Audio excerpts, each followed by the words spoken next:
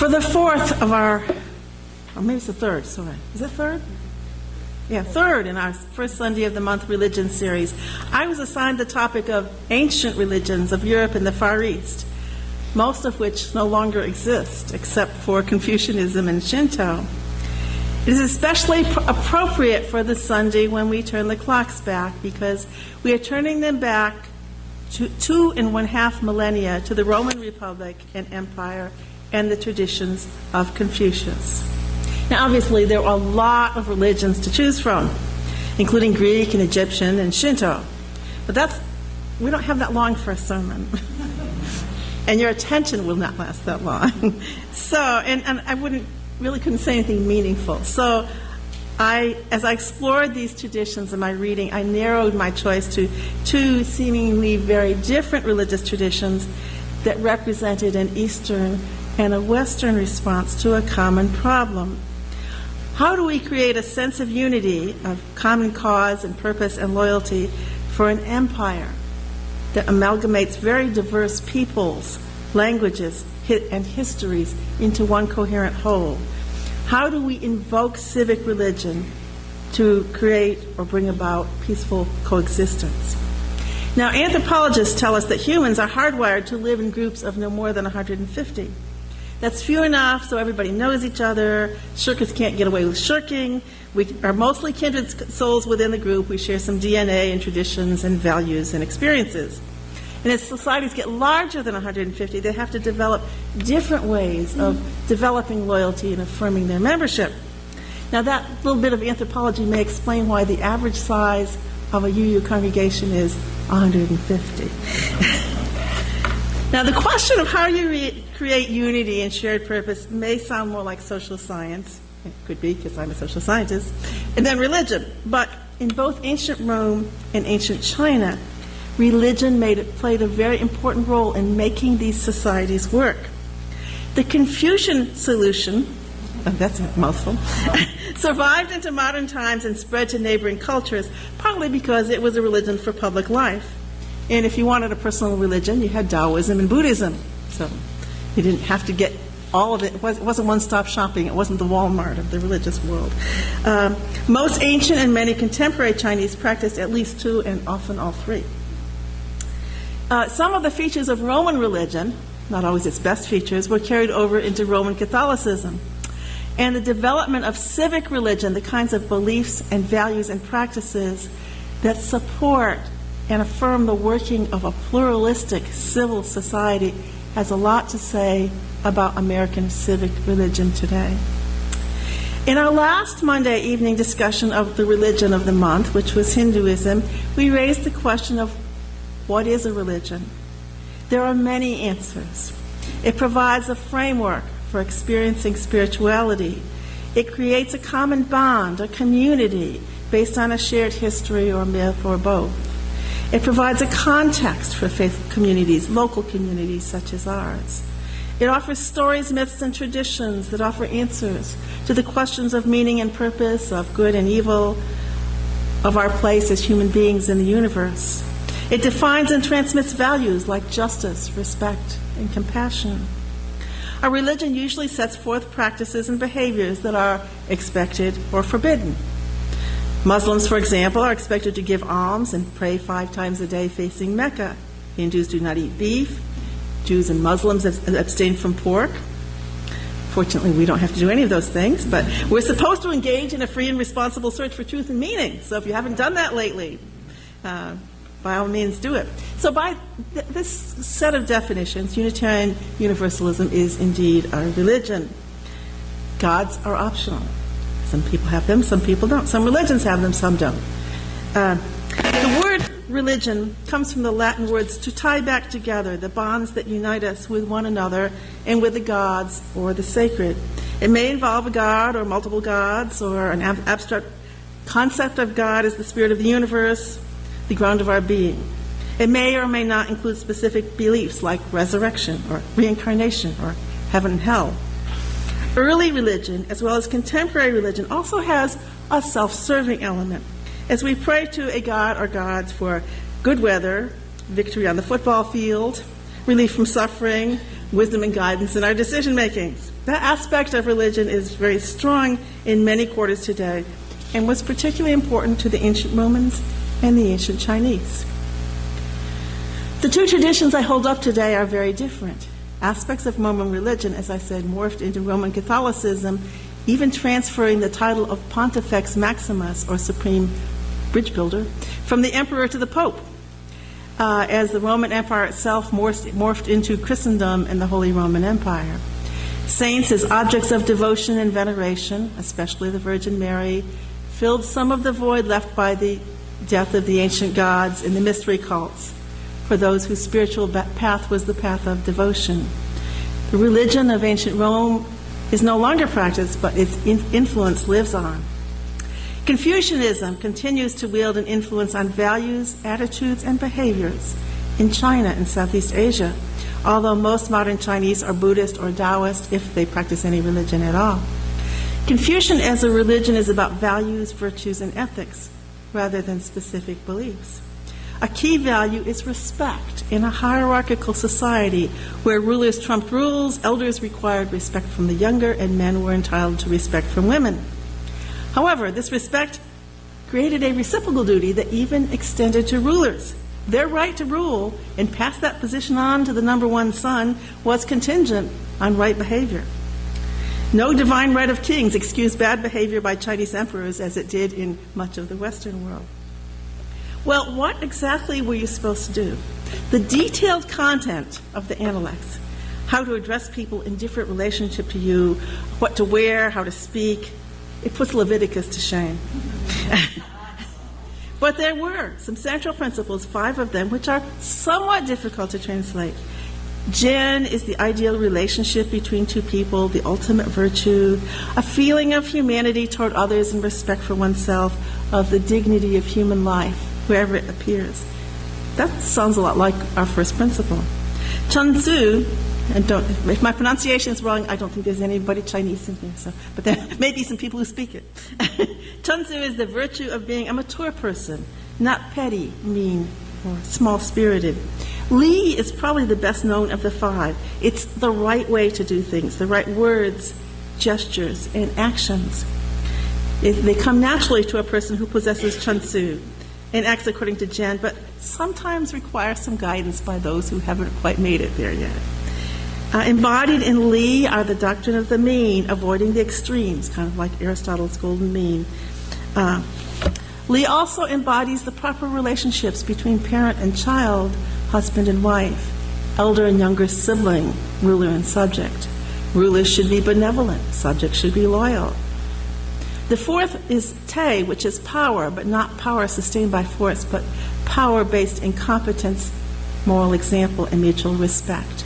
And the last, I think this is really cool, is Wen, the arts of peace, which includes music, poetry, and art. Together, they challenge their Confucians to a love of self-cultivation and community, which is the way we experience our UU religious journey at its best. Confucianism arose as a response to chaos and warfare around 600 BC. Searching for a way to create and sustain social order, Confucius observed that the answer was neither force nor love. Force required detailed laws and much effort spent on deterrence and punishment. Love was a great idea, but there was no good way to put it into practice. In fact, when someone asked Confucius if he should love his enemy, he didn't give Jesus this answer. He said, answer hatred with justice and love with benevolence. Houston Smith, author of The World's Religions, argued that had Confucius lived in the modern world, he would also have rejected the solution of the Enlightenment, which is reason. We can't count on people to be reasonable.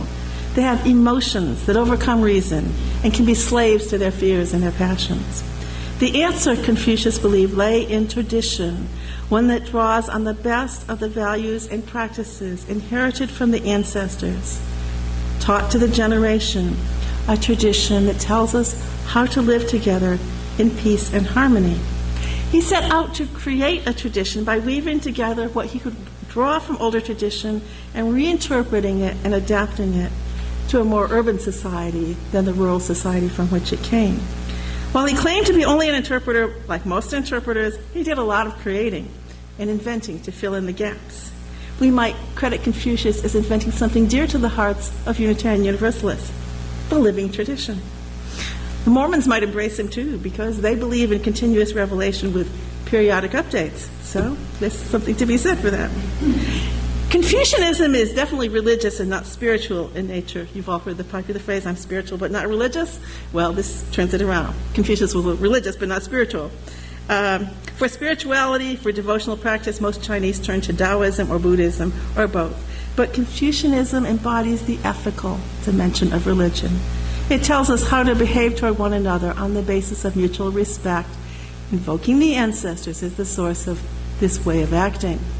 It does not address how we deal with the crisis of our personal life or answer those questions of meaning and purpose and good and evil. To this day, most Chinese seek guidance from the ancestors about auspicious times to do certain things, like getting married or setting out on a trip, with various methods of divination. It was important in Roman and Greek practices as well, including consulting oracles and asking augurs to inspect the insides of the eagle, and they were apparently trained to understand what that meant. Sounds like a job I wouldn't want. Roman religion, like Chinese religion, separated the functions of religion into the public and the personal. Public religion, the worship of the gods and the genius or spirit of the emperor, was about the unifying power of myths. Roman mythology was not just about the standard pantheon from Jupiter and Juno on down, but also the myth of the founding of Rome, of Romulus and Remus and Aeneas. Remember Aeneas? How many of you persevered all the way to Latin 4? You can join me if you like. Okay. Arma virumque cano, Troiae quiripimus ab oris, Italiam fato profugus, Lavinia litera. 1958, Torrington High School. Of arms and the man I sing, who first from the shores of Troy came in exile of fate to Italy and the Lavinian shores. Thus, through the Aeneid, the Romans linked their history to Greece and Troy and the heroic age of Homer. In Rome, public worship of prayer and incense was a civic duty expected of everyone in the empire. And what civic duty are we going to practice this week, folks? Okay. They didn't do that in Rome. Early Rome, not late Rome. Although the Jews, with their peculiar monotheism, were given an exception. They could pray for rather than to the emperor, which was very nice of the Romans.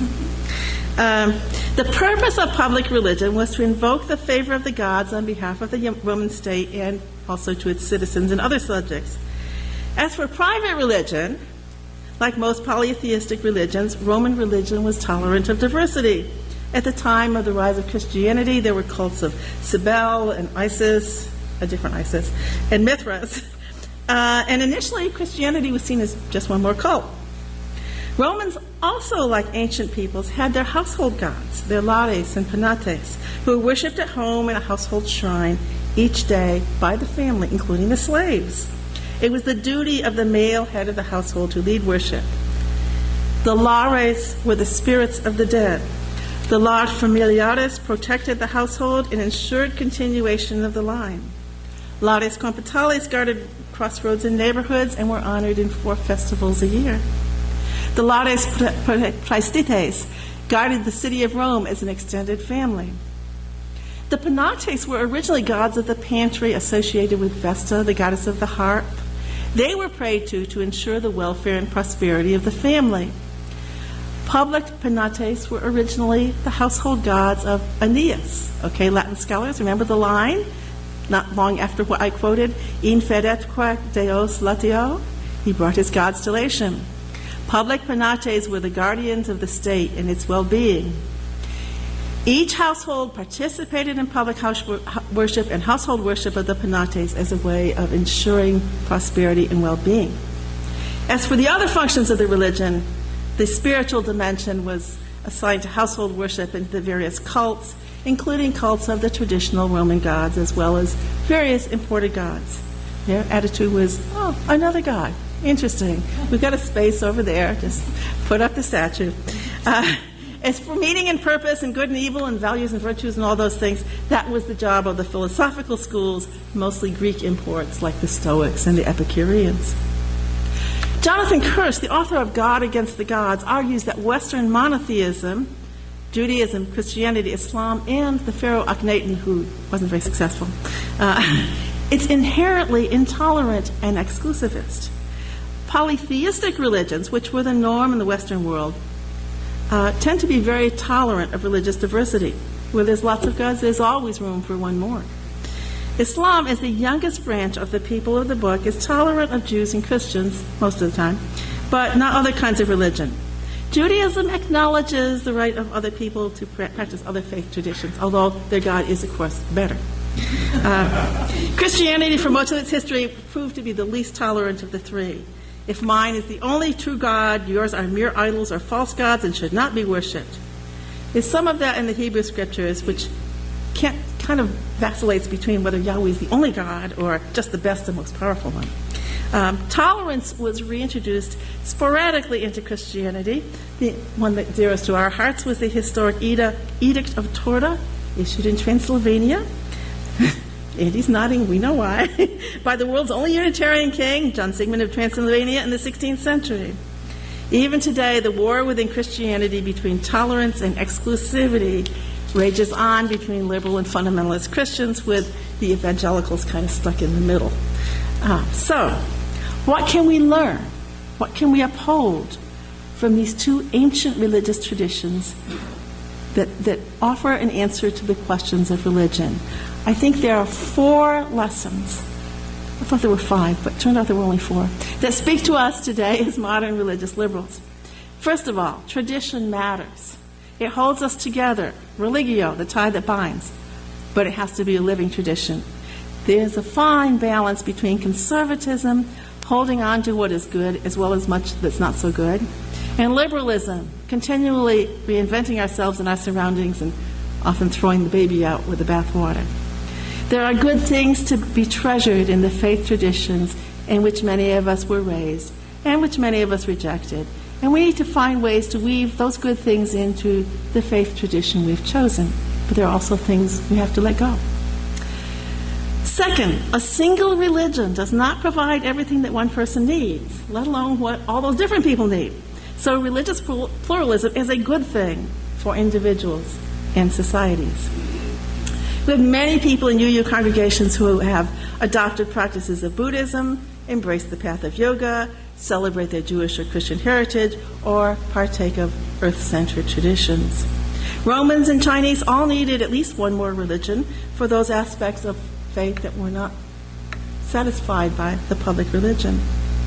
Third, if we have different religious needs, then it follows that tolerance is essential to peaceful coexistence in a pluralistic society. This is a real challenge to American society, and it has been from the beginning. The founding fathers, many of them deists or proto-Unitarians like Jefferson, rejected the tradition of the Pilgrims and Puritans. They came in search of religious liberty, but only for their own particular religion. And these are my religious ancestors. Instead, they embraced the attitude of peaceful cooperation and mutual respect that were the hallmark of Penn's Quakers and Roger Williams Baptists, as well as later on the Unitarians, who brought the tradition of religious tolerance and the universalist acceptance of many ways of being in relation to the sacred. Finally, fourth and last, a common faith for a nation or an empire must of necessity be limited in its content, its demands, and the number of purposes that it can serve, like Roman and Chinese religion. But it also requires the kind of goodwill and good intentions of Confucianism to agree on what it is that we can do together as people of different beliefs and histories. We need to limit our civic religion to those practices we can share. Like the ancient Romans, we Americans have our shared history and myths, the Pilgrims and the Puritans, conquering the wilderness. They happened to be inhabited by Native Americans that we didn't pay much attention to. Betsy Ross, the Founding Fathers, Johnny Appleseed, Nathan Hale, Paul Bunyan, the list goes on. We don't toss incense on the statue of the emperor, but we do salute the flag, sing the Star-Spangled Banner, and shoot off fireworks on the 4th of July. Fireworks, of course, we got from the Chinese, but I don't think Confucius had anything to do with it. Like the Chinese, we try to articulate those shared values that enable us to find common ground, such as respect, justice, compassion, freedom, and integrity. We do that here in religious education, as most faith communities do, and we teach these values in other ways in scouting and in schools. At the same time, we have to find ways to respect faith practices of others without imposing them on those who may share their values but not their practices. By all means, let Muslim girls wear the hijab. Let our children have time for personal and silent prayer, but not public prayer. But Catholic employers cannot impose their practices and beliefs on non-Catholic employees or get them written into law, any more than parents of no particular religious persuasion can refuse vaccinations required for school attendance to protect their classmates and public health. In this, our 60th year, we as a faith community are trying to honor the past, embrace the present, and shape the future. A living tradition seeks to continuously reshape itself by learning from its own experience and from the wisdom of other traditions. Never in our history, as a country and as a faith community, have those lessons of how to live together been as important as they are in our increasingly diverse and divided 21st century American society. Come, let us reason together, laugh together, cry together, that we may live together. Amen.